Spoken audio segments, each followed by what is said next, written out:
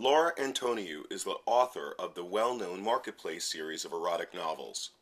The Marketplace series describes, according to Libido magazine, an elite and secretive world organization dedicated to the auctioning and overseeing of the world's finest lifestyle slaves.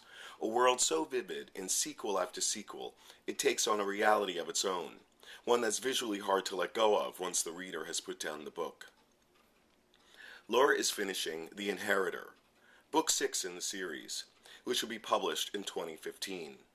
She has also published a series of short stories based in the Marketplace entitled Scenes from the Marketplace, and she also edited a fan fiction collection entitled No Safe Words.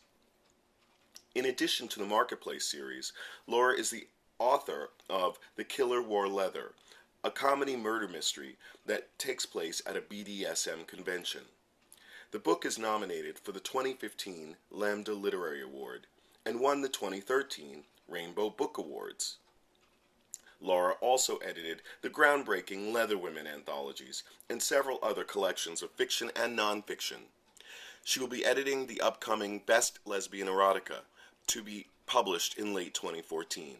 Her work has been translated into Spanish, German, Hebrew, Japanese, and Korean. I am thrilled to be chatting with Laura today about her writing. Hi, I'm with Laura Antoniou here at the Rainbow Book Fair, and I just wanted to ask, what are any special challenges in writing and publishing BDSM now, these days? The biggest challenge, I think, is the rise in romantica, which is erotic romance, which is a romance novel with the standard tropes of a monogamous couple who get together, circumstances break them up, and then they get back together in the end, and everyone knows they're going to get back together in the end, and there's no question that they're going to get back together in the end, but the story is about the bumps on the way. Erotica is more primarily about the fact that the connection between the characters carries the story forward.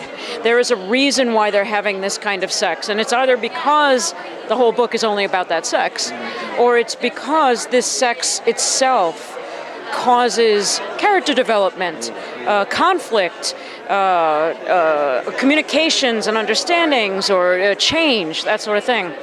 So the rise of romantica, I think, is delivering a really heavy blow to traditional erotica.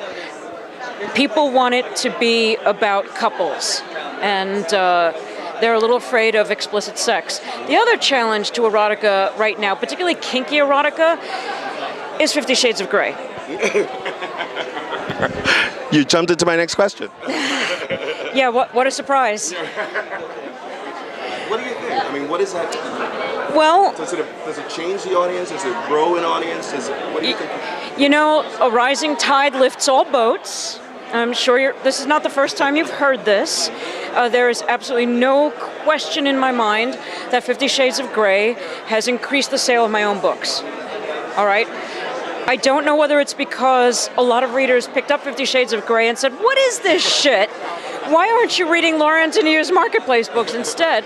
Or because the number of people who picked up this book, and let's just remember, best-selling books in the world, in the English language, okay, then knew what to look for. Right? And so they went to Google and they said, BDSM, kinky, bondage, anal beads, or whatever.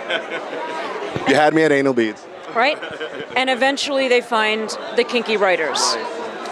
Do you think, because of this, do you think it helps to see the name of a female author on the book, on your book?